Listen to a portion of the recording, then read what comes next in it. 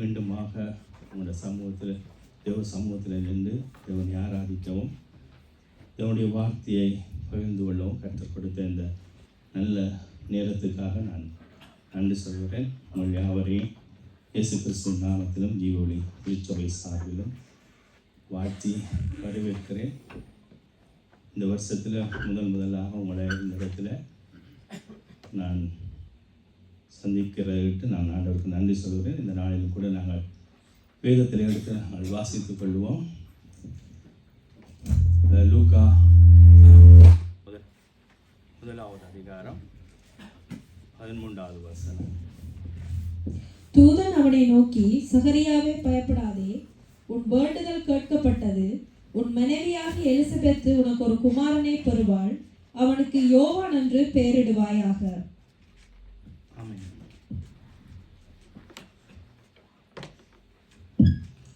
நாங்கள் பார்க்கிறோம், தூதன் அவனை நோக்கி, சகரியாவே பயப்படாதே, உன் வேண்டுதல் கேட்கப்பட்டது. உன் மனைவியாகிய எலிசபெத்து உனக்கு ஒரு குமாரனை பெறுவாள். அவனுக்கு யோவான் என்று பெயரிடுவாயாக. ஜெபித்தாலும் நான் ஜெபிக்கிறேன். கர்த்தாவே, இந்த நாளிலும் இந்த வார்த்தை கூடாக எங்கள் ஒவ்வொருவரோடு இடைப்படுகிறாக.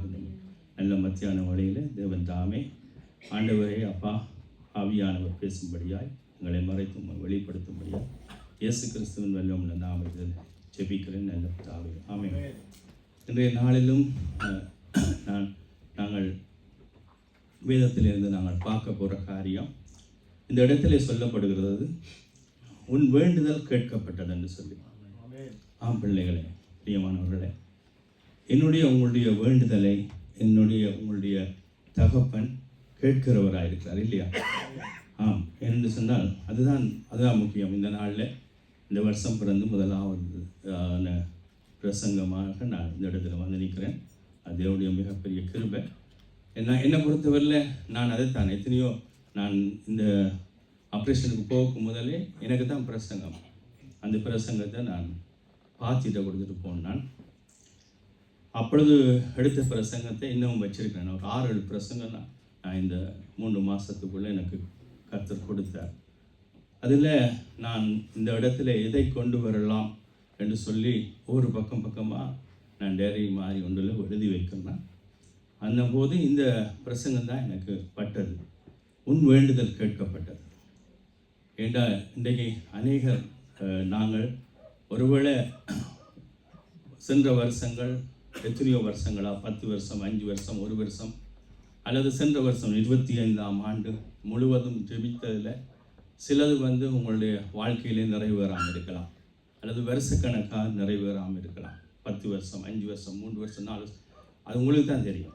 அந்த காரியத்தை குறித்தும் அதுக்காக ஜெபிச்சதை குறித்தும் உங்களுக்கு தான் தெரியும். ஆனால் இந்த மத்தியான வேளையில் ஆண்டவர் என்னையும் உங்களையும் பார்த்து சொல்லுகிற, இந்த வருஷத்தில் நாங்கள் ஜெபிக்க போகிற அல்லது ஏற்கனவே ஜெபித்த ஒவ்வொருவரும் இந்த வருஷத்திலே 1ஆம் தேதி நாங்கள் ஒரு ஜெபத்தோடு தான் வருவோம். கண்டிப்பாக இது நடக்கணும், இந்த வருஷம் இது நடக்கணும் அப்படின்னு சொல்லித்தான் நான் வருவோம். ஆனால் ஆண்டவர் என்னையும் உங்களையும் பார்த்து சொல்லுகிற காரியம், உன் வேண்டுதல் கேட்கப்பட்டது என்று சொன்னால், நாங்கள் ஆராதிக்கிற தேவன் அப்படிப்பட்டவராயிருக்கிறார். உங்களுடைய வேண்டுதலை கேட்கிறவராயிருக்கிறார். ஆகவே இந்த இடத்துல நாங்கள் பார்க்கிறோம், இந்த சகரியா எலிசபெத் என்ற ஆட்களை நீங்கள் பார்க்கிறீர்கள். இந்த சகரியாவை பார்த்தீங்கன்னு சொன்னால் இது நிறைய நாள் நாங்கள் தியானிச்சிருக்கிறோம். ஆனபடியினாலே நாங்கள் பார்க்கிறபடி இந்த சகரியா ஒரு ஆசாரிய வகுப்பை சேர்ந்தவன், ஆசாரிய குடும்பத்தை சேர்ந்தால். இந்த எலிசபெத், இவர்கள் இருவரும் கணவன் மனைவி. அப்படியாக இவர்கள் ஆசாரிய ஊழியம் செய்து கொண்டிருக்கிறார்கள். ஆனால் திருமணமாகி இப்பொழுது அவர்கள் வயது சென்றவர்களாக மாறிவிட்டார்கள்.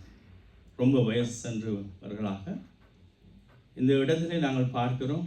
இந்த 13வது வசனத்துக்கு முன்பதாக அங்கே பார்ப்போம் என்று சொன்னால், இந்த சகரியா இப்படியாக ஆலயத்திலே அங்கே தேவனுக்கு அந்த தூபம் காட்டுகிற காரியத்தை செய்கிறார் என்று சொல்லி பார்க்கிறோம்.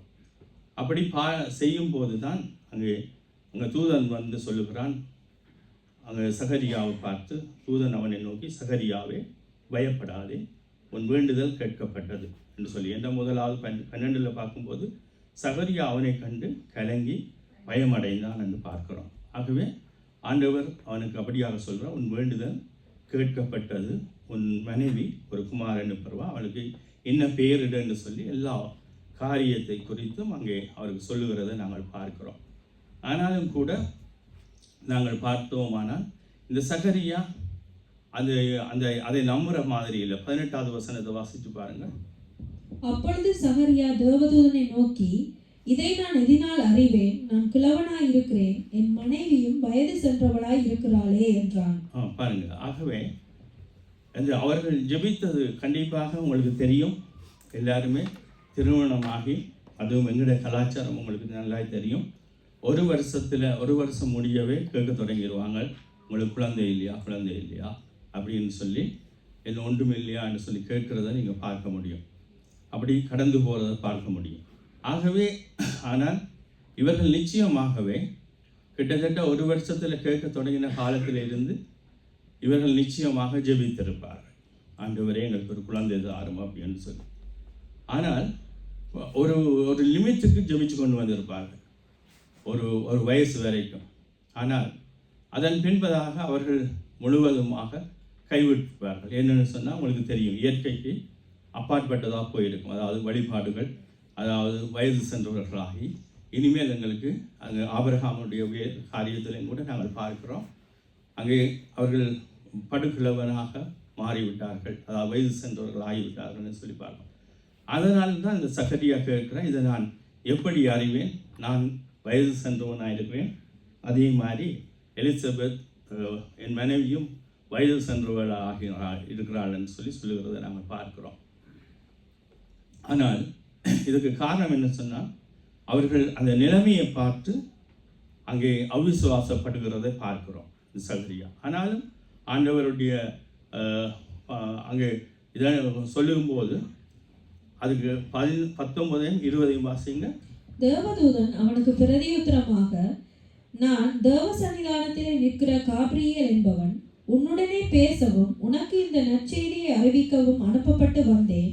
இதோ தகுந்த காலத்திலே நிறைவேறப் போகிற என் வார்த்தைகளை நீ விசுவாசியாதபடியினால் இவைகள் சம்பவிக்கும் நாள் மட்டும் நீ பேசக்கூடாமல் ஊமையாய் இருப்பாய் என்றான். ஆமென். பாருங்க, இப்போ அந்த தூதன் தன்னை யாரென்றும் தான் எங்கிருந்து வந்திருக்கிறேன்னு சொல்ல வேண்டிய ஒரு நிலைக்கு தள்ளப்படுகிறதை நாங்கள் பார்க்கிறோம். ஏன்னு சொன்னால், ஏண்டா இவனுக்கு விசுவாசத்தை உண்டாக்கும்படியாக என்ற சகரியா இந்த நிலையில் இருக்கிறான். அவன் உண்மையான சூழ்நிலைகளை பார்க்கிறான். நான் எப்படி இருக்கிறேன், என்னுடைய மனைவி எப்படி இருக்கிறாள், இப்படியான சூழ்நிலை மாறாக இருக்கிறது. இது நடக்கிறதுக்கு சாத்தியமில்லாத ஒன்று. என்ற இயற்கையில் பார்க்கும்போது, வெளியில் பார்க்கும்போது இது அவர் சகரியா பார்க்கிற பார்வை சரி. ஆனாலும் இங்கே என்ன நாங்கள் பார்க்கிறோம்னு சொன்னால், இந்த தூதன் சொல்லுகிறான், தேவதூதன் அவனுக்கு பிரதியுத்தரமாக, நான் தேவ சன்னிதானத்தில் நிற்கின்ற காபிரியேல் என்பவன், நான் எங்கே நிற்கிறவன், நான் யார் என்று அவன் சொல்ல வேண்டியதாக அங்கே சொல்லுகிறத பார்ப்போம். காபிரியேல் என்பவன், உன்னுடனே பேசவும் உனக்கு இந்த நற்செய்தியை அறிவிக்கவும் அனுப்பப்பட்டு வந்தேன் என்று சொல்லுகிறத பார்க்கிறோம். ஆகவே நான் வந்தது தேவ சமூகத்தில் இருந்து, தேவனுடைய நற்செய்தியை, தேவன் சொன்னதை உனக்கு சொல்லும்படியாய் நான் அவருடைய அங்கே அவருடைய சமூகத்தில் நிற்கிற நான் காபிரியேல் அப்படி என்று சொல்லி அவனை பலப்படுத்தும்படியாய், உற்சாகப்படுத்தும்படியாய். ஏன்னு சொன்னால், நானே நீங்களும் அதுதான், எங்களுடைய சிச்சுவேஷனை நாங்கள் பார்க்க வேண்டிய அவசியம் இல்லை. அந்த சகோதரன் சொன்னது போல, நாங்கள் யாரிடத்திலே இந்த தயவை கேட்டுக்கொண்டிருக்கிறோம், எங்களுடைய விண்ணப்பத்தை யாரிடத்தில் கேட்கிறோம்? ஒரு மனிதனிடத்திலையா, ஒரு அரசாங்கத்திடத்திலையா, ஒரு அதிகாரி இடத்திலையா, அல்லது பெரிய பெரிய ஆட்களிடத்திலையா? இல்லை, என்னையும் உங்களையும் படைத்த எல்லாவற்றையும் செய்ய வல்ல கர்த்தரிடத்தில். அதனால தான் என்னுடைய வேண்டுதல் கேட்கப்படுகிறது. ஏன்னா அவரால் செய்ய முடியாத ஒரு காரியம் இல்லை. சிச்சுவேஷன் எல்லாம் அப்படியே இருக்கலாம்.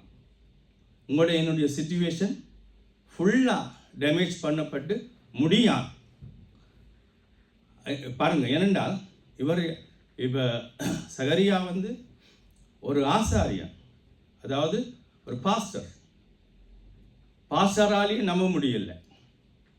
ஏன்னா அந்தளவு நிலைமை, சுற்றவரை மூடப்பட்ட நிலைமை, முடியாத அந்த ஒரு காரியம். ஆனால் நம்பியே ஆகணும். உங்களோட தேவனிடத்திலிருந்து நாங்கள் தேவனிடத்தில் கேட்கப்பட்டது. எப்போ கேட்டது? கிட்டத்தட்ட நான் நினைக்கிறேன் ஒரு 45 வயசு வரைக்கும் தான் ஒரு பெண்ணுக்கு ஒரு காரியம் இருக்கும். ஆனால் அதுக்கு பின்னால் நிச்சயமாக சரி 50 வயசு இவர்கள் படுக்கிழவர் ஆகிவிட்டார்கள். அதுக்கப்புறம் ஒரு 40 வயசு, இப்போ 90 வயசு என்று வச்சுக்கொள்வோம். கிட்டத்தட்ட 40 வருஷம் கடந்து போய்விட்டது.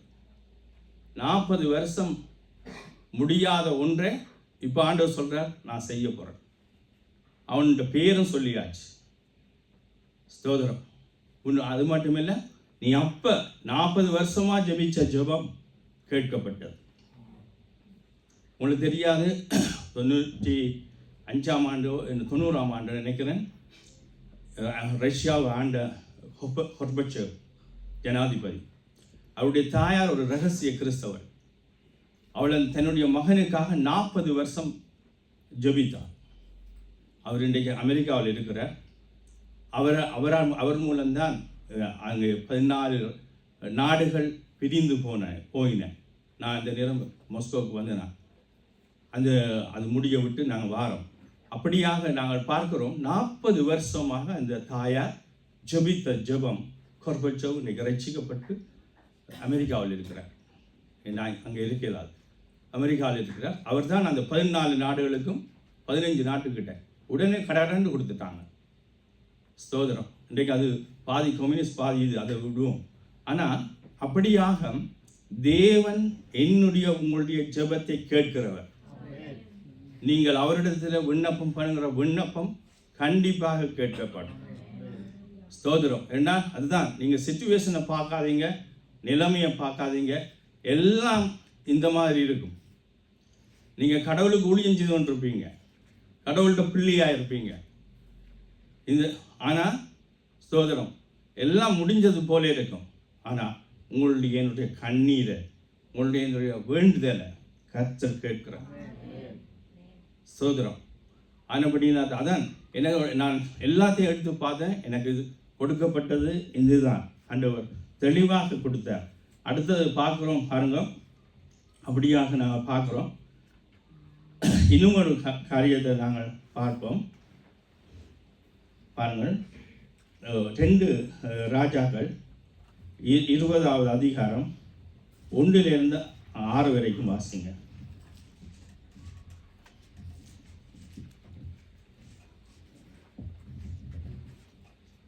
அந்த நாட்களில் எசேக்கியா வியாதிப்பட்டு மரணத்துக்கு ஏதுவாயிருந்தான்.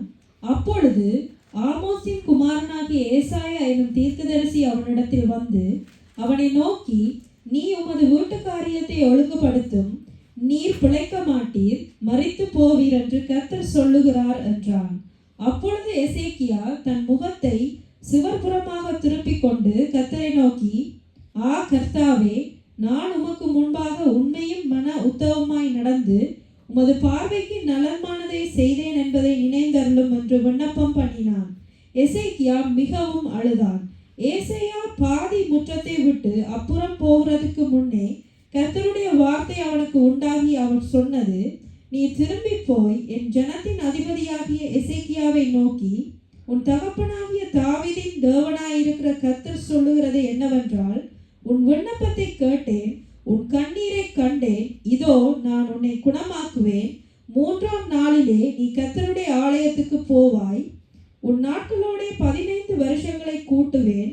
உன்னையும் இந்த நகரத்தையும் அசிரியா ராஜாவின் கைக்கு தப்புவித்து என் நிமித்தம் என் தாசனாகிய தாவீதின் நிமித்தமும் இந்த நகரத்துக்கு ஆதரவாய் இருப்பேன் என்று சொல் என்றார். ஆமென். பாருங்க, உங்களுக்கு தெரியும் இந்த காரியமும். எசேக்கியா ராஜா வியாதிப்பட்டவனாய் அங்கே காணப்படுகிறான். அங்கே ஏசாயா மூலமாக அங்கே தீர்க்க தரிசனமாக தேவன் சொல்லி அனுப்புகிறார், நீ உன் வீட்டு காரியங்களை எல்லாத்தையும் ஒழுங்குபடுத்து, நீ பிழைக்க மாட்டாய் என்று சொல்லி அங்கே சொல்லுகிறத பார்க்குறோம். அப்பொழுது அந்த எசேக்கியா ராஜா அங்கே பார்க்குறோம். அப்பொழுது எசேக்கியா தன் முகத்தை சுவர்புறமாக திருப்பி கொண்டு கர்த்தரை நோக்கி, கர்த்தாவே, நான் உமக்கு முன்பாக உண்மையும் மன உத்தவமாய் நடந்து உமது பார்வைக்கு நலமானதை செய்தேன் என்பதை நினைந்தருளும் என்று விண்ணப்பம் பண்ணி எசேக்கியா மிகவும் அழுதான். அப்பொழுது ஏசாயாவுக்கு உண்டான கர்த்தருடைய வார்த்தையாவது, நீ போய் எசேக்கியாவை நோக்கி, உன் தகப்பனாகிய தாவீதின் தேவனாயிருக்கிற கர்த்தர் சொல்லுகிறது என்னவென்றால், உன் விண்ணப்பத்தை கேட்டேன், உன் கண்ணீரை கண்டேன், இதோ உன் நாட்களோடு 15 வருஷம் கூட்டுவேன் என்று சொல்லி நான் ஏசாயாவில் வாசிக்கிறேன். ஓகே, அப்படியாக சொல்லுகிறதை நாங்கள் பார்க்கிறோம். பாருங்கள் பிரியமானவர்களே, அங்கே இந்த இடத்துல நாங்கள் பார்க்கும்போது அங்கே ஏசாயா எசேக்கியேல் ராஜாவுக்கு அங்கே சொல்லுகிறார், இப்படியாக நீ மரிக்க போறாய் என்று சொல்லி. ஆனால் இந்த எசேக்கியா ராஜா என்ன செய்கிறான்னு சொன்னால், சுவர்புறமாக திரும்பி அப்படியாக அழுது ஆண்டவரிடத்திலே அங்கே விண்ணப்பம் பண்ணுகிறான். அங்கே உடனடியாகவே அந்த பாருங்கள், ஏசாயா சொல்லிவிட்டு அந்த பாதி முற்றத்துக்கு போயிருக்கிறான். அதாவது அரண்மனையை தாண்டி அதுக்கு முன்பதாக உங்களுக்கு தெரியும் ஒரு முற்றம் இருக்கும். அந்த முற்றத்தில் பாதி கூட தாண்டவில்லை. அங்கே தேவன் திரும்பவுமாக அங்கே சொல்லி அனுப்புகிறார், நீ அந்த ராஜாவிடத்திலே எசேக்கியாவிடத்திலே போய் சொல்லு, நான் உன் விண்ணப்பத்தை கேட்டேன், உன் கண்ணீரை கண்டேன்.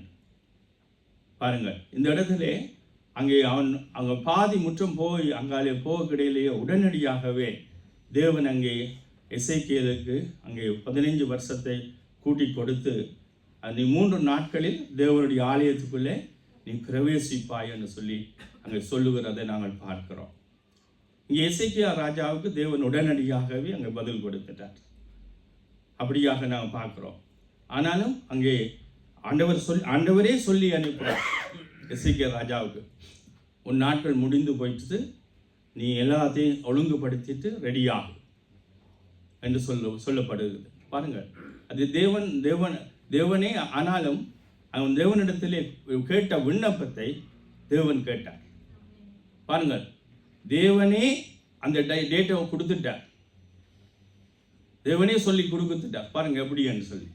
ஏண்டால் தாவீது சொல்றான், என்னுடைய நாட்கள் உம்முடைய கரத்தில், நாம் எங்கள் ஒவ்வொருடைய நாட்களும் கர்த்தருடைய கரத்தில் இருக்கு. ஸ்தோத்திரம். கர்த்தருக்கு தெரியும் நாங்கள் எப்போ பிறப்போம், எப்போ தேவனுடைய சன்னிதானத்துக்குள்ளே போய் சேருவோம்.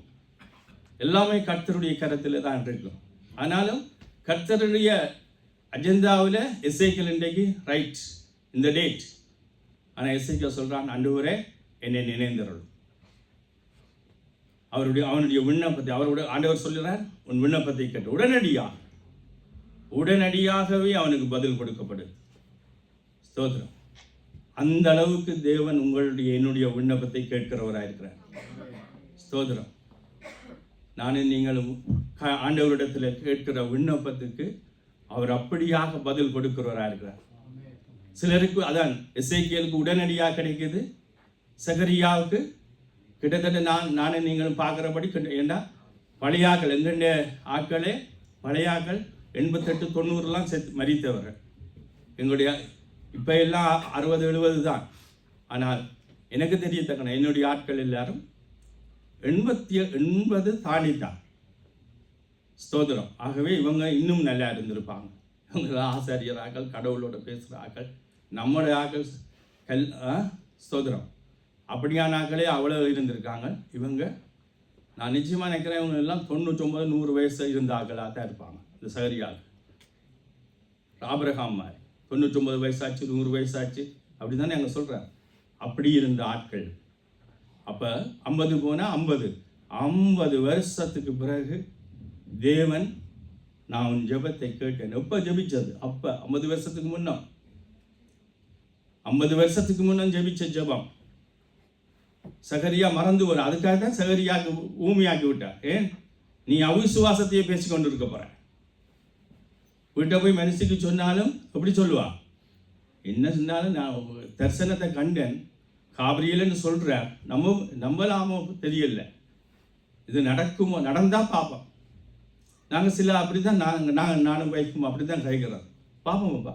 சில வேளையில் நான் கனவுல கண்டேன்னு சொல்லுவார். நடந்த பிறகு பார்ப்போம் விடு. ஸ்தோதர். ஏண்டா அப்படியான கனவுலண்டா நடக்குமா? அந்த மாதிரி ஆனால் அதான் பாருங்க, எனக்கும் உங்களுக்கும் அவிசுவாசம் இருக்கு. ஆனால் தேவன் நாங்கள் ஜெபிக்கிற ஜெபம் ஒவ்வொன்றைக்கும் பதில் கொடுக்கிறவர். ஒருபோதும் அவர் அதான் அவர் சொல்றார், அவர் என்னுடைய கரம் குறுகி போகவில்லை, என்னுடைய செவி மந்தமாகவில்லை. நீங்கள் கேட்கிறதெல்லாம் நான் கேட்டுக்கொண்டு தான் இருக்கேன் என்று பார்க்குறோம். பாருங்கள், இன்னுமாக காரியத்தை பார்க்குறோம். இன்னுமாக உண்டு அங்கே அப்போஸ்தலர் இல்லை இது எடுங்க, யோவான் 5ஆம் அதிகாரம் 2லிருந்து 9 வரைக்கும் வாசிக்கும். எபிரிய பாஷையிலே பெதஸ்தா எனப்பட்ட ஒரு குளம் எருசலேமில் ஆட்டு வாசலின் அருகே இருக்கிறது. அதற்கு 5 மண்டபங்கள் உண்டு. அவைகள் அருகே குருடர், சப்பானிகள், சூம்பின உறுப்புடையவர்கள் முதலான வியாதிக்காரர் அநேகர் படுத்திருந்து தண்ணீர் எப்பொழுது கலங்கும் என்று காத்து கொண்டிருப்பார்கள். ஏனெனில் சில சமயங்களிலே தேவதூதன் ஒருவன் அந்த குளத்திலே இறங்கி தண்ணீரை கலக்குவான். தண்ணீர் கலங்கின பின்பு யார் முந்தி அதில் இறங்குவானோ அவன் எப்பேற்பட்ட வியாதிஸ்தனாய் இருந்தாலும் சொஸ்தமாவான். 38 வருஷம் வியாதி கொண்டிருந்த ஒரு மனுஷன் அங்கே இருந்தான். படுத்திருந்த அவனை இயேசு கண்டு அவன் வெகு காலமாய் வியாதிஸ்தன் என்று அறிந்து அவனை நோக்கி, சொஸ்தமாக வேண்டும் என்று விரும்புகிறாயா என்று கேட்டார். அதற்கு வியாதிஸ்தன், ஆண்டவரே, தண்ணீர் கலக்கப்படும் போது என்னை குளத்திலே கொண்டு போய் விடுகிறதற்கு ஒருவரும் இல்லை. நான் போகிறதுக்குள்ளே வேறொருவன் எனக்கு முந்தி இறங்கி விடுகிறான் என்றார். இயேசு அவனை நோக்கி, எழுந்திரு, உன் படுக்கையை எடுத்துக்கொண்டு நட என்றார். உடனே அந்த மனுஷன் சொஸ்தமாகி தன் படுக்கையை எடுத்துக்கொண்டு நடந்து போனான். அந்த நாள் ஓய்வு நாளாய் இருந்தது. ஆமென். உங்களுக்கு தெரியும், இதுவும் தெரிந்த காரியம்தான். பாருங்கள், அந்த பெதஸ்தா குளத்தருகே எல்லாருமாக இந்த வியாதியஸ்தர்கள் படுத்திருப்பார்கள் அல்லது காத்து கொண்டிருப்பார்கள். அங்கே ஒரு நிகழ்ச்சி நடக்கிறது. எப்படின்னு சொன்னால், எப்பொழுதும் ஒரு தேவதூதன் வந்து இந்த குளத்தை கலக்குவான். அப்படி கலக்கினால் உடனடியாக இறங்குற எந்த வியாதியஸ்தனாக இருந்தாலும் சரி, முதலாவது இறங்குறவருக்கு அந்த ஹீலிங் நடக்கும், அதாவது சுகம் கிடைக்கும். அந்தபடி இந்த இடத்துல வந்து 38 வருஷம் வியாதி கொண்டிருந்த ஒரு மனுஷன் அங்கே இருக்கிறான்.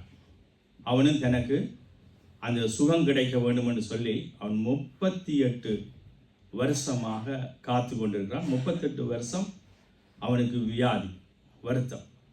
அப்போ இவரையும் நாங்கள் சும்மா ஒரு கணக்கு போட்டு பார்ப்போம். 10 வயசில் வருத்தம் வந்திருந்தால் 38 10 48, பாதி வயசு, அதாவது வாழ்க்கை முடிஞ்சு. 50க்கு பிறகு என்னத்தை பண்ணுறேன் செய்கிறேன், ஸ்தோத்திரம். அப்படியா? ஏனென்றால் எனக்கும் எனக்கு சின்ன ஒரு வருத்தம் வந்தது, பீனிசம் என்று சொல்லி என்னுடைய 10 வயசில் தான் எனக்கு அந்த காரியம் வந்தது. அதன் மூலம்தான் நான் ரட்சிக்கப்பட்டான். அது ஆப்ரேஷன் செய்தும் எனக்கு சக்ஸஸ் ஆகலை. அதே போல் அதைத்தான் நான் போட்டு பார்க்குறேன். அப்போ இவரும் கிட்டத்தட்ட அப்படியாக 38 வருஷமாக அந்த வியாதிஸ்தராக அந்த பெதஸ்தா குளத்தடியில் இருக்கிறார். தனக்கு சுகம் கிடைக்கணும்னு சொல்லி. அப்போ இந்த இடத்துல இயேசு இந்த 38 வருஷமாக வியாதியாக இருக்கிற மனுஷனை வந்து கேட்கிறார், நீ சொஸ்தமாக விரும்புகிறாயா என்று சொல்லி. அப்போ அதற்கு என்ன சொல்லணும் இந்த ஆள் என்று இந்த மனுஷன் என்று சொல்லி பார்த்தோம்னா, ஏஸ் அல்ல நோ தான் சொல்லணும். நீ சொஸ்தமாக விரும்புகிறாயான்னு ஆண்டவர் கேட்குறார். உண்மையாகவே என்ன விட சொல்லணும்னு சொல்லுவான். விருப்பம் வேண்டாம், எஸ் எஸ் அதாவது எஸ் ஆண்டவரை என்னை தயவு செய்து சுகப்படுத்திடுங்க. நான் அப்படித்தான் சொல்லியிருப்பேன். நீங்கள் என்ன சொல்லுங்களோ அது இல்லையேண்டா இல்லை வேண்டாம், அது அப்படி இருந்துட்டு போட்டோம்னு சொல்லியிருப்பேன். ஆனால் இவன் அதை சொல்லலை. பாருங்கள், இவன் வேற ஒரு மறுமொழி சொல்கிறான். அதற்கு வியாதியஸ்தன், ஆண்டவரே, தண்ணீர் கலக்கப்படும் போது என்னை குளத்தில் கொண்டு போய் விடுகிறதற்கு ஒருவரும் இல்லை. நான் போகிறதற்குள்ளே வேறொருவன் எனக்கு முந்தி இறங்கி விடுகிறான் என்று சொல்லி என்னத்தை சொல்லுகிறார் என்று சொன்னால், இந்த ஆள் தன்னுடைய அங்கலாய்ப்பை சொல்லுகிறார். என்னை ஒருவரும் ஹெல்ப் பண்ணினம் இல்லை, கொண்டு விடினம் இல்லை, என்னை கொண்டு போய் விட இல்லை என்று சொல்லி பார்க்கணும். இப்போ உண்மையாக, அதாவது என்னுடைய நிலைமையை ஒருத்தரும் புரிஞ்சு கொள்ளினம் இல்லை. என்னுடைய நிலைமையிலே எனக்கு உதவி செய்ய ஒருத்தரும் இல்லை. என்னால் முடியலை. நான் போகக்கூடியில் இன்னொருத்தன் ஒரு பலவானா ஓடக்கூடியவன் அல்லது பாஸ்டா எழும்பி போகக்கூடியவன் போயிட்டு சுமப்பட்டு போகிறான். ஒவ்வொரு முறையும் எனக்கு குளம் கலக்கப்படும் போது எனக்கு கிடைக்கிறதெல்லாம் தோல்வி தான், ஏமாற்றம் தான். என்ன பாவம் பார்க்குறதுக்கு பரிதாபம் பார்க்குறதுக்கு ஒரு தரும் இல்லை. இப்போ வேறு இடத்துலையே இப்போ உண்மையாகவே ஒரு மனிதாயமானமாக நடக்கிறேன்டா, இதில் யார் கூடின வருஷமாக இதில் இருக்கிறீங்கள் என்று சொல்லி சரி நீங்கள் போங்க அப்படின்னு ஒரு ஆள் லீட் பண்ணினா நல்லா இருக்கும் இல்லையா? யோசிச்சு பாருங்கள். இப்போ இந்த நாடுகளெல்லாம் அப்படித்தான். ஒரு குழந்தையோட வந்தால் இதோட வந்தால் பஸ்ஸில் இது போய் சொல்லுவோம், நீங்கள் சரி இப்போ வேண்டிட்டு போங்க, நாங்கள் பிறகு வேண்டுறோம். அப்படித்தானே? ஹாஸ்பிட்டலுக்கு வந்தால் கூட இருக்க முடியாத ஆள் இருமி கொண்டு கஷ்டப்பட்டு கொண்டு வந்தால் அவர் மெதுவாக அனுப்புறது நல்லது. ஏன்னா உங்களுக்கு வந்துடும், எங்களுக்கு வந்துடும், அவர் வந்தோம் இல்லையா? அப்படி நாங்கள் பார்க்குறோம். ஆனால் அப்படியெல்லாம் இங்கே இந்த இடத்துல நடக்கலை. ஆனால் இவனுடைய அங்கலாய்ப்பு என்ன? எனக்கு ஒரு தரம் உதவி செய்யணும் இல்லை, என்ற நிலைமையை புரிஞ்சு கொள்ளணும் இல்லை, இந்த மாதிரியான காரியம். ஆனால் ஆண்டவரை பாருங்கோ, 38 வருஷம் வியாதியாய் கொண்டிருந்த ஒரு மனுஷன் அங்கே இருந்தான். படுத்திருந்த அவனை இயேசு கண்டு. அப்போ நம்முடைய ஆண்டவர் இப்படிப்பட்டவர், உங்களையும் என்னை காண்கிறவர். அதான் ஆகால் சொன்னான், என்னை காண்கிறவரை நான் கண்டேன். பார்த்தீங்களா? எங்களை தேவன் காண்கிறான். மனுஷன் பார்க்காட்டி பிரச்சனை இல்லை. மனுஷன் அவனும் சுகத்துக்கு தான் வாரான். அவன் பக்கண்டு தன் திறமையால் படாரெண்டு பாய்ஞ்சு சுகத்தை எடுத்துட்டு அவன் போயிடுறான். ஆனால் இந்த மனுஷன் இப்படி இருக்கான். ஆனால் பயப்படாதீங்க, நான் நீங்கள் ஆண்டவர்கிட்ட பிள்ளையார், உங்களை ஆண்டவர் பார்த்து வந்துருக்கேன். பாருங்க, 2வது பாருங்க, அவன் வெகு காலம் வியாதியஸ்தவன் என்று அறிந்து. 2வது உங்களையுமே அவர் அறிந்திருக்கிறார், அறிகிறார். நீங்கள் என்ன எவ்வளோ காலம் என்ன மாறி எவ்வளோ காலம் கஷ்டப்படுறீங்க, எவ்வளோ காலம் அழுகிறீங்க, எவ்வளோ காலம் வேதனைப்படுறீங்க, எப்படியெல்லாம் வேதனைப்படுறீங்க, எப்படியெல்லாம் வேதனைக்குள்ளாக எதுக்குள்ளால போறீங்க, எல்லாத்தையும் அவர் உங்களையும் என்னையும் நன்கு அறிந்திருக்கிறார். அந்த உட்காடுதல் எழுந்த அந்த பாட்டு கூட, இவருடைய பாடல்கள் நிறைய பாட்டு இந்த செய்திக்கு ஒத்திருக்கும் பாருங்க. ஆகவே தேவன் உங்களையும் என்னையும் நன்றாய் அறிந்திருக்கிறார், நன்றாய் அறிந்திருக்கிறார். உங்களோட நிலைமை, உங்களோட காரியங்கள் எல்லாம் அறிந்திருக்கிறார். பாருங்க, அறிந்து அவனை நோக்கி சொஸ்தமாக வேண்டும் என்று விரும்புகிறாயா? 3வது உங்களையும் என்னையும் அவர் விசாரிக்கிறார். என்னுடைய நிலைமையில உனக்கு என்ன தேவை என்று சொல்லி எங்களை அவர் விசாரிக்கிறவராயிருக்கிறார். பவுல் அதைத்தான் சொல்றார், எங்களை விசாரிக்கிறவர் ஆனபடினால் உங்கள் கவலைகளை அவர் மேலே வைத்து விடுங்க. எங்களை காண்கிறவர், எங்களை அறிகிறவர், எங்களுடைய நிலைகளை, நிலைமையை, நாங்கள் போகிற பாதையை அவர் அறிந்தவர். ஏண்டா இன்றைக்கு நான் 25 வருஷம் முடிச்சுட்டேன் மேரீட்டில், கல்யாண வாழ்க்கையில். ஆனால் என் வைஃப் என்ன எவ்வளோ அறிஞ்சிருக்காண்டா, நான் நிச்சயமாக 25% கூட சொல்ல மாட்டேன் இல்லையோ? இன்றைக்கு புருஷன்மாருக்கு தெரியும், நீங்கள் என்னத்தை தான் உருக்கி வாத்து போடுங்க, விதம் விதமாக வண்டி போட்டாலும் இந்த ஆளுக்கு ஒன்றும் தெரியாது. 3 ப்ரைஸ் கொடுப்பாள் வைஃப்கள் கல்யாணம் செய்த உடனே. இவருக்கு ஒன்றும் தெரியாது, இவரை கட்டி அப்படி என்று இன்னும் ஒன்று சொல்லுவாங்க. என் வாழ்க்கையில் நான் பார்த்துருக்கேன். இது எல்லாருடைய வாழ்க்கை. யா சோதரம். அப்படியாக சில மெடல்ஸ் படிச்சுக்கிட்டு எல்லாம் நாங்கள் அங்கே வேலையெல்லாம் செஞ்சு வந்துடுவோம். ஆனால் வீட்டை வந்தால் சோதரம். அப்படியாக நாங்கள் பார்க்குறோம். ஆனால் ஏன் நான் இது சொல்கிறேன்னா, மனுஷன் நாங்கள் பார்ட்னர், உங்களுக்கு ஏற்ற துணை. நான் யாரையும் இது பண்ணி சொல்லலை, நான் எந்த வாழ்க்கையில் சொல்கிறேன் தயவுசெய்து. அதனுடையால் ஏற்ற துணைகள் கூட நாங்கள் சரியாக அறிய மாட்டோம். ஆனால் ஆண்டவர் உங்களை என்னை வடிவாக அறிஞ்சிருக்கார். அதுக்கு தான் நான் சொன்னேன், உங்களையும் என்னை கர்த்தர் நன்கு அறிவார். நீங்கள் பயப்பட தேவையில்லை. அங்கே பார்க்குறோம். அடுத்தது நாங்கள் பார்க்குறோம். அப்படியாக தேவன் அந்த மனுஷனை பாருங்க. அது மட்டும் இல்லை, இயேசு அவனை நோக்கி எழுந்திரு, உன் படிக்கையை எடுத்துக்கொண்டு போ என்று சொன்னார். அவனை தண்ணிக்கு இறக்கி குளிக்க பார்த்து அதெல்லாம் செய்யலை. நம்முடைய ஆண்டவர் அப்படிப்பட்டவர். நாங்கள் இதுக்குள்ளால் சில காரியத்துக்குள்ளால் போகணுமோ அது போகாமலே எங்களை நாங்கள் காத்துட்டோம். அவன் 38 வருஷமாக உண்மையாக காத்திருந்தான். அதனுடைய யாராவது நீங்கள் சகரியாவை போலியோ அல்லது இந்த 38 வருஷக்கார இந்த மனுஷனை போலியோ அவன் பேர் எழுதப்பட்டதில்லை அவரை போலியோ நீங்கள் காத்திருந்தா கவலைப்படாங்க. நீங்கள் கர்த்தருக்கு காத்திருவர்கள் புதுபல நிறைந்து கழுகுகளை போல நீங்கள் பார்க்குறோம். ஆகவே பாருங்க, இன்னொரு காரியத்தை நாங்கள் பார்த்தோம்னு சொன்னால் பார்த்தீங்கன்னா இங்கே நாங்கள் பார்க்குறோம். அப்படியாக அது மட்டும் இல்லை, அப்போ சில 10:31 இருக்க வாசிங்க.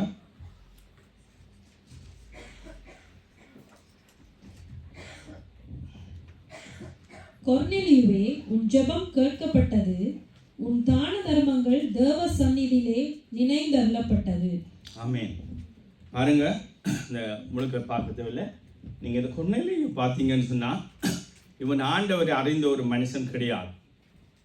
இவன் புறஜாதி ஒரு மனுஷன். ஆனால் இவனுடைய தான தர்மம் இவன் கர்த்தருக்கு முன்பதாக ஒரு நீதியாக நடக்கிறான். அது முன்னுக்கு பார்த்தீங்கன்னா அவனை குறித்து நிறைய காரியங்களை அங்கே சொல்லப்படுது. அங்கே யூதர்களுக்குள்ளே ஒரு நற்சாட்சி பெற்றவனெல்லாம் எழுதப்பட்டிருக்கு. அப்படியாக தேவனுக்கு பயந்து நடக்கிற ஒருவன், ஆனால் உண்மையாகவே தேவனை அறியவில்லை.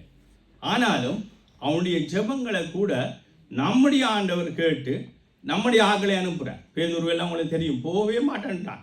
ஏன்னா புறஜாதி இடத்துல தண்ணி குடிக்கக்கூடாது, போகக்கூடாது. அவங்க எல்லாம் பெரிய சட்டத்திட்டாங்க. உங்களுக்கு தெரியும், சதுசேர் பதிசேர் அந்த பட்சைக்குள்ளே இருக்கிறாங்க. ஆனால் தேவன் அப்படிப்பட்ட ஒரு கொர்நேலியுடைய ஜெபத்தையே கேட்கிறாருன்னு சொன்னால், நான் நீங்களும் இரத்தத்தினால சுதந்திரிக்கப்பட்ட பிள்ளைகள். உங்களுடைய என்னுடைய ஜெபம் கண்டிப்பாக கேட்கப்படுது. சோதரம் ஒருவேளை தாமதமாகலாம், 38 வருஷம் செல்லலாம். சகரியா போல எல்லாம் முடிஞ்சு போச்சு, நானும் ஜெபிச்சு தான் பார்த்தேன். சோதரம் இல்லை, கடைசி வரைக்கும் உங்களோட விசுவாசத்தை நீங்கள் காத்துக்கொள்ளுங்க. பாப்போம், நாங்கள் இன்னும் ஒரு சில காரியத்தை பார்த்து நாங்கள் முடிப்போம் பார்க்குறோம். அது மட்டும் இல்லை, நீங்கள் பார்த்தீங்கன்னு சொன்னால் இந்த சில வேளைகளிலே சில காரியங்கள் தாமதமாகிறது. இப்போ உதாரணத்துக்கு இந்த சகரியாவுடைய புத்தகத்தில் காரியத்தில் நாங்கள் பார்க்குறோம், இந்த ஜெபம் நீண்ட காலத்துக்கு பிற்பாடு தான் வருகிறது. அது ஏன் அப்படி என்று சொல்லி நீங்கள் பார்த்தீர்கள்னு சொன்னால், அந்த சகரியா புத்தகத்திலே நீங்கள் வாசிங்க. ஒன்று லூக்கா 1 பாருங்க, 14வது வசனத்தை வாசிங்க. உனக்கு சந்தோஷமும் மகிழ்ச்சியும் உண்டாகும், அவன் பிறப்பின் நிமித்தம் அநேகர் சந்தோஷப்படுவார்கள். 15 அவன் கர்த்தருக்கு முன்பாக பெரியவனாய் இருப்பான், திராட்சை ரசமும் மதுவும் குடியான், தன் தாயின் வயிற்றில் இருக்கும் போதே பரிசுத்த ஆவியினால் நிரப்பப்பட்டிருப்பான். அடுத்த 16 அவன் இஸ்ரவேல் சந்ததியாரில் அநேகரை அவர்கள் தேவனாகிய கர்த்தரிடத்திற்கு திருப்புவான். ஆமென் ஆமென். அங்கே தேவையில்லை, அதே தான் சொல்லுது. நீங்கள் பார்த்தீங்கன்னு சொன்னால், நீ பாருங்க, அவன் உனக்கு சந்தோஷம் மகிழ்ச்சியும் உண்டாகும், அவன் பிறப்பின் நிமித்தம் அநேகர் சந்தோஷப்படுவார்கள், அவன் கர்த்தருக்கு முன்பாக பெரியவனாயிருப்பான், திராட்சரசம் மதமும் குடியான், தன் தாயின் வயிற்றில் இருக்கும் போதே பரிசுத்த ஆவியினால் நிரப்பப்படுவான், அவன் இஸ்ரவேல் சந்ததியாரில் அநேகரை அவர்கள் தேவனாய் கர்த்தரிடத்துக்கு திருப்புவான். பார்த்தீங்களா, எவ்வளவு லேட்டாக சில காரியங்கள் லேட்டாக கிடைச்சாலும் அது பெஸ்ட்டாக கிடைக்கும். உங்களுக்கும் எனக்கும் தேவன் பெஸ்ட்டை தருகிறார். இந்த நேரத்தில் வாலிப பிள்ளைகளை குறித்து நான் சொல்லுகிற காரியம், வாலிப பிள்ளைகளே, நீங்கள் எப்படி இருக்கிறீங்க? இந்த யோவான் பிறப்பின் மூலம் தாய் தகப்பன் சந்தோஷப்பட்டார்கள், அநேகர் சந்தோஷப்பட்டார்கள், அநேகர் தேவனுடைய சமூகத்துக்கு தேவனை நோக்கி திருப்பப்பட்டார்கள். அவன் தேவனுக்கு ஒரு வழியை உண்டாக்குற ஒரு மனுஷனாக இருந்தான். ஆனபடினாலே வாலிப பிள்ளைகளே, நீங்களும் உங்களுடைய தாய் தகப்பனுக்கு கொடுக்கப்பட்டவனுடைய நோக்கம் இந்த யோவானை போலதான். உங்கள் மூலமாய் தாய் தகப்பன் சந்தோஷம் அடையணும். இன்றைக்கு தாய் தகப்பனுக்கு பிள்ளைகளை மேய்க்கிறதே பெரிய பிரச்சனை. போனை நோண்டாத லேப்டாப்பை அதை பார்க்காத, இரவு 10 மணிக்கு படுத்துடு, விடிய வெள்ளன்னு எழும்பிடு, படி என்று சொல்லி கத்தி சாப்பிடு, நேரத்துக்கு சாப்பிடு. சகல வீட்டிலே இதுதான் பிரச்சனை. ஸ்தோத்திரம். என்ற வீட்டை மட்டுமல்ல, இந்த ஐரோப்பாவில் இருக்கிற அத்தனை வாலிப பிள்ளைகள் வீட்டிலே இந்த பிரச்சனை ஓடிக்கொண்டு தான் இருக்குது. பிள்ளைகளே, வாலிப பிள்ளைகளே, நீங்கள் கர்த்தரால ஒரு ரட்சிக்கப்பட்ட தாய் தகப்பனுக்கு கொடுக்கப்பட்டதனுடைய நோக்கம் உங்கள் மூலம் உங்கள் தாய் தகப்பன், சமூகம், உங்களுடைய தேவனை நோக்கி பார்க்கிற காரியங்கள் எல்லாத்தின் மூலமாய் தேவன் மகிமைப்பட வேணும். தேவன் மகிமைப்படும்படியாகத்தான் நீங்கள் கொடுக்கப்பட்டிருக்கிறீர்கள். இந்த இடத்துல நோக்கி நீங்கள் நினைத்து கொள்ளுங்க. ஏதோ ஸ்தோத்திரம் வந்தோம் வாழ்ந்தோம் போனோம் என்று இல்லாதபடிக்கு, என்றால் உங்களுடைய தாய் தகப்பன் எல்லாம் கர்த்தருக்காக வைராக்கியமாக ஓடிக்கொண்டிருக்காங்க. ஸ்தோத்திரம். ஆகவே நீங்களும் அதற்காகத்தான் உங்களுடைய அம்மா அப்பாவுக்கு கொடுக்கப்பட்டிருக்கு என்று சொல்லி இந்த நேரத்தில் இந்த வேதத்தை நீங்கள் பார்த்துக்கொள்ளுங்க. அது மட்டுமில்லை, நாங்கள் பார்க்குறோம் இன்னுமாக அங்கே பாருங்கள், இன்னும் ஒரு காரியத்தை பார்த்து நாங்கள் முடிப்போம். 5 நிமிஷம் பாருங்கள். அங்கே பார்க்குறபடி அங்கே ஏன் எங்களோட வேண்டுதல் எங்களோட வேண்டுதல் எப்படியாக இந்த இவர்களுடைய வேண்டுதல் எப்படி கேட்கப்பட்டது என்று நீங்கள் பார்த்தீங்கன்னு சொன்னால், நீங்கள் லூக்கா 1 அதிகாரம் 6வது வசனத்தை வாசிங்க. அவர்கள் இருவரும் கர்த்தரிட்ட சகல கற்பனைகளின் படியேயும் நியமங்களின் படியேயும் குற்றமற்றவர்களாய் நடந்து தேவனுக்கு முன்பாக நீதியுள்ளவர்களாய் இருந்தார்கள். ஆமென். பாருங்க, அவர்கள் இருவரும், அதாவது சகரியாவும் எலிசபெத்தும், அவர்கள் இருவரும் கர்த்தரிட்ட சகல கற்பனைகளின் படியும் நியமங்களின் படியும் குற்றமற்றவர்களாய் நடந்து தேவனுக்கு முன்பாக நீதி உள்ளவர்களாய் இருந்தார்கள். இவர்களுடைய ஜெபம்தான் கேட்கப்படுது. கர்த்தருடைய கற்பனைகளை கைக்கொண்டு தேவனுக்கு முன்பதாக நீதி உள்ளவர்களாக இருந்தார்கள். யார்? கணவன் மனைவி ரெண்டும். சில வீட்டில் கணவன் நீதியாக இப்படி போய் கொண்டிருப்பார், மனைவி குறுக்கால போகிற மாதிரி போகும். சில இடத்துல மனைவி நேராக போகும், கணவன் குறுக்க போகும். 100 தடவை சொல்லி கொடுக்க வேண்டி வரும். எத்தனை நேரமாப்பா சொல்கிறேன். ஸ்தோத்திரம். நான் யாருக்காக சொல்லலை, ஆனால் இதில் வேதத்தில் எழுதப்பட்டதை அப்படியே சொல்கிறேன். எல்லாற்ற வீட்டிலேயும் இந்த தவறுகள் இருக்கு. நான் ஸ்தோத்திரம். ஆகவே நாங்கள் ஒருத்தர் புத்தி சொல்லி திருத்திக் கொள்ள வேண்டியவர்களாக இருக்கிறோம். அதாவது குடும்பத்தில், நான் இங்கே சொல்லலை, நான் குடும்பத்தில் சொல்கிறேன். நான் எத்தனையோ நாள் என் வைஃபு சொல்லியிருக்கேன். இன்றைக்கு காலையில் கூட நான் 5 மணிக்கு எழும்பி ஜெபிக்கிறேன். எங்களோட வைஃபுக்கு நான் சொன்னேன், சோதனைக்கு உட்படாதபடி விழித்திருந்து ஜெபம் பண்ணுங்கள் என்று போனேன். ஸ்தோத்திரம். உண்மையாகத்தான், வேதவசனம் தானே சொல்லிட்டு போயிட்டேன். ஸ்தோத்திரம். ஆக ஏனென்றால் சபை நாள்லையாவது 5 மணிக்கு எழும்பி ஜபிக்கக்கூடாது என்று சொன்னால் அது நல்லதல்ல. இந்த ஊழியக்காரர் வேலை. ஆகவே இல்லையா, ஞாயிற்றுக்கிழமை அப்போ பாருங்க, அப்போ ஃபஸ்ட்டு பார்க்குறோம். அது மட்டும் இல்லை, 2வது அவர்கள் வயது சென்று மலடி என்று பெயர் பெற்றும் ஊழியத்தை கைவிட இல்லை. இதில் நாங்கள் வாசிக்கிறதில்லை, டைம் முடிஞ்சது, இன்னொரு 3 நிமிஷம் தான் கிடக்கு. பார்த்தீங்கன்னு சொன்னால், இந்த சகரியாவும் எலிசபெத்தும் இத்தனை வயசாச்சு, ஊழியக்காரர் வேறு. ஆனால் தேவனுடைய காரியத்தை அவர்கள் உண்மையாக உத்தவமாக செய்கிறார். உங்களுக்கு தெரியும், இந்த காலத்தில் வந்துட்டு போயிடலாம். ஆண்டவற்றை கிருபை என்றால் கிருபையின் நாட்கள். அந்த காலத்தில் உள்ளுக்க போனால் கைத்து கட்டி தான் உள்ளுக்க விடுறது. அந்த இல்லையென்றால் இழுத்து தான் எடுக்கணும். பிரேதம் தான் வரும், கொண்டு தாக்க வேண்டியா, விளங்குதானே அந்த நிலைமை. ஆனால் அப்போ சகரியா போயிட்டு வெளியில் வந்திருக்குது. அப்போ சரியாக ஓடிக்கொண்டிருக்காங்க இல்லையா நியாயப்பிரமாணத்துக்கு. அப்போ சரியாக ஓடுறாங்க. அப்போ பார்த்தீங்கன்னு சொன்னால், இவர்களை பார்த்தால் இவர்களுக்கு எத்தனை பழிச்சொல்லு வந்திருக்கும். நீங்கள்லாம் என்ன ஊழியக்காரர், உங்களுக்கு என்ன நிலைமை, உங்களுக்கு ஏன் கருத்தை கொடுக்கல. நான் இந்த வாழ்க்கையில் 3 வருஷம் குழந்தை இல்லை.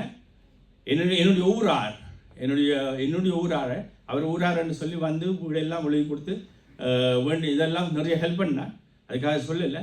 ஆனால் அவரே சேர்த்து கூட்டியிருந்தான். அவரே வந்து சொன்னார், என்ன உங்களை அப்படி சொல்கிறாங்க, உங்களுடைய இயேசுநாதரே உங்களுக்கு குழந்தை கொடுக்கல அப்படின்னா நான் அவர் காலத்துக்களை காக்கும் வரைக்கும் எனக்கு இப்போ குழந்தைகள் இருக்கு. அப்படியாக அப்போ ஒரு 3 வருஷத்துலேயே இந்த கேள்வி. இது நான் உங்களுக்கு சொன்ன மாதிரி கிட்டத்தட்ட 50 வருஷம் எவ்வளவு கேள்வி கேட்டிருப்பான். இனி வைஃபை யோபு சொன்ன மாதிரி சொல்லியிருப்பான் வீட்டை, என்னப்பா நீங்கள் ஊழியம் செய்கிறீங்க, கத்திரங்கள் இப்படித்தானே வச்சிருக்கிறேன், ஒரு அமர்த்தி வச்சிருக்கிறேன், அப்படித்தான் சொல்லியிருப்பாங்க. ஆனால் இவ்வளவுத்தையும் தாண்டி இவங்கள் வைராக்கியமாக ஓடி அதுக்குள்ளே அந்த ஜெபம் கேட்கப்பட்டு அந்த காரியம் வந்திருக்குன்னு சொல்லி நாங்கள் பார்க்குறோம். பாருங்கள், அடுத்தது நீங்கள் பார்த்தீங்கன்னு சொன்னால் அங்கே எசேக்கியேல் என்ன சொல்லுகிறாருன்னு சொன்னால், உண்மையும் உத்தவமும் உள்ள உமது பார்வைக்கு நலமானதை செய்தேன் என்றதை நினைந்தருளும் என்று சொல்லி. என்ன நிறம் காணாது பாருங்கள், நான் உண்மையாய் நடந்தேன், உத்தமமாய் நடந்தேன், நான் அதை நீங்கள் நினைந்தருளுங்கள் என்று சொல்லி எசேக்கியேல் சொல்கிறார். அப்போ நானும் நீங்களும் உண்மையாய் உத்தமமாய் தேவனுக்கு அப்படி சொல்லக்கூடிய அளவுக்கு நாங்கள் செய்திருந்தால் தானே ஆண்டவர்கிட்ட சொல்லலாம், ஆண்டவரே என்னை நினைந்தருளுங்க. நீங்களே சொல்லுங்க பார்ப்போம். இப்போ வேறு யார்கிட்ட போய் சொல்லலாம், இப்போ நான் உங்கள்கிட்ட சொல்லலாம், நான் வந்து அப்படி ஜபிக்கணும், நான் இப்படி செய்யணும் அப்படி செய்யலான்னு சொல்லலாம். ஆனால் ஆண்டவர் சொல்லலுமோ? ஆனால் சொல்லுவோம் மாய்மாலக்கான எனக்கு ஒன்றும் தெரியாத ஒன்று. யோசிச்சு பாருங்க. ஆனபடியினால நான் தேவனுக்கு அப்படி ஜபிக்கக்கூடியவனாக இருக்கணும்னா நான் அப்படி நடக்கணும். இப்படிப்பட்டவர்களுடைய அதான் எசேக்கியேலுக்கு உடனே இப்படி. இன்னும் தானியேலை பார்த்தீங்கன்னா பிரியமானவனே என்று சொல்லி நீ ஜபிக்க முன்பதாக கட்டளை வெளிப்பட்டது. தானியேல் 9ஆம் அதிகாரம் 23வது வசனம் வாய்ச்சி பாருங்க, டைம் போனிச்சு. ஆகவே இந்த இடத்துல நாங்கள் பார்க்கிறபடி தேவனுக்கு நாங்கள் பிரியமானவர்களாய் நடந்தால், தேவனுடைய கற்பனைகளை கைக்கொள்ளும் போது எங்கள் ஜெபங்கள் கேட்கப்படுகிறது. உண்மையா உத்தவமாய் கர்த்தருடைய பார்வையில் நீதியாய் நீங்கள் நடப்போமையானால் கண்டிப்பாக என்னுடைய ஜெபம் தவறாது, அது லேட்டானாலும் வந்து சேரும். ஸ்தோத்திரம். ஆனபடினால இந்த நாளிலும் நாங்கள் பார்க்குறோம். ஏன்னா நீங்கள் பார்த்தீங்கன்னு சொன்னால் நான் என்னுடைய சாட்சி உங்களுக்கு தெரியும், ஏற்கனவே எல்லாரும் நீங்கள் அறிஞ்சிருக்கிறீங்க. உண்மையாகவே நான் ஒரு கனவு கண்டது போல்தான். 126 சங்கீதம் 1வது வசனம் வாசிங்க கடைசியா. 126:1. சீயோனின் சிறையிருப்பை கர்த்தர் திருப்பும் போது சொப்பனம் காண்கிறவர்கள் போல் இருந்தோம். ஆமென் ஆமென். அடுத்த அதே வாசகம் முழுக்க வாசகம். அப்பொழுது நம்முடைய வாய் நகைப்பினாலும் நம்முடைய நாவு ஆனந்த சத்தத்தினாலும் நிறைந்திருந்தது. அப்பொழுது கர்த்தர் இவர்களுக்கு பெரிய காரியங்களை செய்தார் என்று புறஜாதிகளுக்குள்ளே சொல்லிக் கொண்டார்கள். ஆமென். காணு என்றால் அப்படி உங்களுக்கு தெரியும், அந்த சங்கீதம் ஃபுல்லாகவே அதுதான் சொல்லுது. ஆனபடியினால் சொற்பனம் காண்கிறது போல. உண்மையாகவே என்னுடைய வாழ்க்கையில் நடந்ததெல்லாம் அப்படி தான். நான் டைலஸ் பண்ணி போட்டு வீட்டை வந்து அப்போ தான் கிடந்த புட்டை எடுத்து சாப்பிட்டு நான் இருக்கிறேன். எனக்கு ஃபோன் வருது.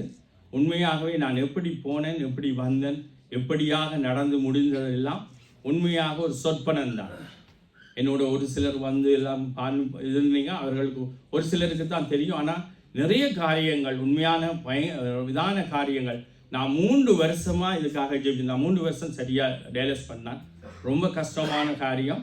நான் 3 வருஷமாக இதுக்காண்டி ஜெபிச்சேன்னா இந்த எசேக்கியேலை போலையெல்லாம் நான் ஜெபிச்சிருக்கிறேன். ஆண்டவரே நான் எத்தனை பேருக்கு ஜெபிச்சேன் ஆண்டவரே, உண்மையாக உற்சவமாக ஜெபிச்சேன் ஆண்டவர், அப்படியெல்லாம் நிறைய ஜெபிச்சிருக்கேன். ஏன்னா எங்களை 3 வருஷம் கஷ்டம், எங்களால் தாண்டி போக முடியாது. ஆனால் கர்த்தர் உண்மையாக ஒரு சொற்பனம் போல நான் எப்படி போனேன் எப்படி வந்தேன்னு தெரியாது, நம்ப மாட்டீங்க.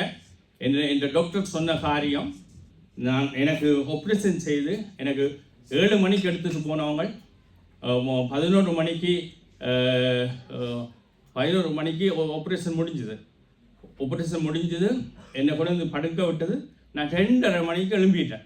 அவ்வளோ ஃபாஸ்டாக எழும்பிடாது, மயக்கம் இதாண்டிட்டு எனக்கு தண்ணி நாவெல்லாம் வறண்டுட்டு என்னால் இல்லை. நான் கூப்பிட்டு கேட்டேன், ஒரு தனி இதெல்லாம் வச்சுருந்தாங்க. நான் கூப்பிட்டு கேட்டேன், தண்ணி தாங்க. அப்போ சொன்னால் தண்ணி இயலாது அப்படின்னு சொல்லிவிட்டு, இல்லை என்னால் இயலாதுன்னு சொல்ல உடனடியாக ஒரு பொஞ்சை கை கூட படக்கூடாது, ஒரு இதில் மாதிரி குத்தி கொண்டு பொஞ்சால் மட்டும் இந்த நாக்கெல்லாம் துடைச்சி விட்டாங்க. நான் அதை கடித்து புழிஞ்சு கூட குடிச்சு பார்த்தேன். அது சொன்னால் அப்படி செய்யாத அப்படின்னு சொல்லி அப்படியான காரியங்கள் அதுகளுக்குள்ளால போய். ஆனால் நம்ப மாட்டீங்க, தேவன் உடனடியாக அந்த பூட்டின அது அடுத்த நிமிஷமே எனக்கு 55% வேலை செய்திச்சு. அது மட்டுமில்லை, அடுத்தடுத்த நாள் நான் 14 நாள் நிற்க வேண்டியனா 8 நாளில் வந்துட்டேன்.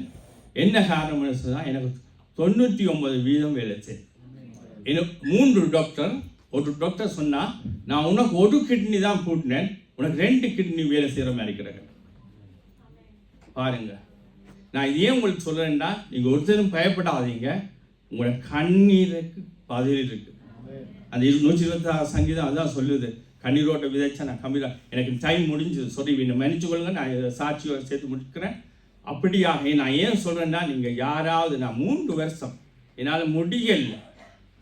நான் அப்படி இருந்தும் அங்கே சனிக்கிழமை ஊழியத்துக்கு, இங்கே சனி ஊழியத்து எதுக்கு என்னால் நிற்க முடியாது, தண்ட முடியாதுனாலும் நோ ஜீசஸ் நீங்கள் இருக்கிறீங்க. அப்படித்தான் நான் ஓடினேன். ஆனால் கர்த்தர் உண்மையாக எனக்கு பலன் தந்தார். ஆனால் உங்களை ஒருத்தரையும் கைவிட மாட்டேன். நீங்கள் ஜெபிச்ச ஜெபம் அத்தனையும் கேட்கப்பட்டது. எழுந்தது நாங்கள் ஜெபிப்போம்.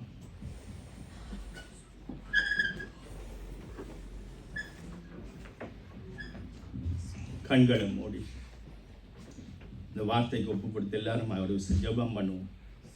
Thank you Jesus. ஆண்டவரை ஒப்புப்படுத்த நாங்கள் ஜெபிக்கிறோம், துதிக்கிறோம், ஸ்தோத்தரிக்கிறோம். தகப்பனே நாங்கள் நன்றி சொல்லுகிறோம். கர்த்தாவே ஸ்தோத்திரம். Thank you Jesus. நன்றி ஆண்டவரே. உம்மை நோக்கி பார்க்கிறோம், துதிக்கிறோம், ஸ்தோத்தரிக்கிறோம். ஐயா, இந்த வசனத்தின்படி இந்த name of Jesus, thank you Jesus, நன்றியோடு ஒப்புப்படுத்தி நாங்கள் ஜெபிக்கிறோம். இயேசுவே ஸ்தோத்திரம், ஸ்தோத்திரம், ஸ்தோத்திரம். Thank you Lord Jesus. நன்றி ஆண்டவரே. ஐயா, இந்த வார்த்தைகளுக்கு இந்த ஆண்டவரே பிள்ளைகளை ஒப்புப்படுத்தி ஜெபிக்கிறோம். எங்கள் ஜெபங்களை கேட்கிறவர், கண்ணீர்களை காண்கிறவர், பதில் கொடுக்கிற தேவன், இந்த நேரத்துக்காக நன்றியோடு நோக்கி பார்க்கிறோம், நன்றியோடு துதிக்கிறோம், நன்றியோடு ஸ்தோத்தரிக்கிறோம். தகப்பனே நன்றி இயேசுவே, நன்றி இயேசுவே, நன்றி இயேசுவே, நன்றி இயேசுவே. அப்பா, ஒப்புப்படுத்தி ஜெபிக்கிறோம், துதிக்கிறோம். ஐயா, இந்த பிள்ளைகளுடைய ஒவ்வொரு ஜெபத்தையும் நீர் கண்ணீர்களை காண்கிறவர், ஜெபத்தை கேட்கிறவர், பதில் கொடுக்கிறவர். இந்த நாளிலும் ஆண்டவரே நாங்கள் பார்த்த இந்த ஆண்டவரே கர்த்தாவே ஸ்தோத்திரம். இந்த வார்த்தைகளின் படி கர்த்தாவே தேவரே, இந்த பிள்ளைகளுடைய வாழ்க்கையில, எங்களோட வாழ்க்கையில ஆண்டவரே எவற்றை எல்லாம் நாங்கள் கர்த்தரிடத்திலே கேட்டோமோ அவற்றை பெற்றுக்கொண்டோம் என்று நன்றி சொல்லுகிறோம். தகப்பனே, ஒப்பு கொடுத்து நாங்கள் செபிக்கிறோம். இப்பொழுதே கர்த்தாவே, இந்த பிள்ளைகளுடைய வாழ்க்கையிலே எந்த தடை இருந்தாலும் ஆண்டவரே அந்த தடைகள் விலகி போகட்டும். இவர்களுடைய வேண்டுதல்கள் கேட்கப்பட்டது சுவாமி.